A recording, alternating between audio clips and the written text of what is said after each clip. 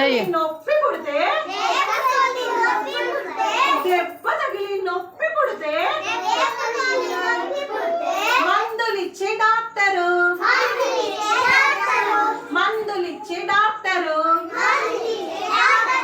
నీరసంతో జబ్బు పడితే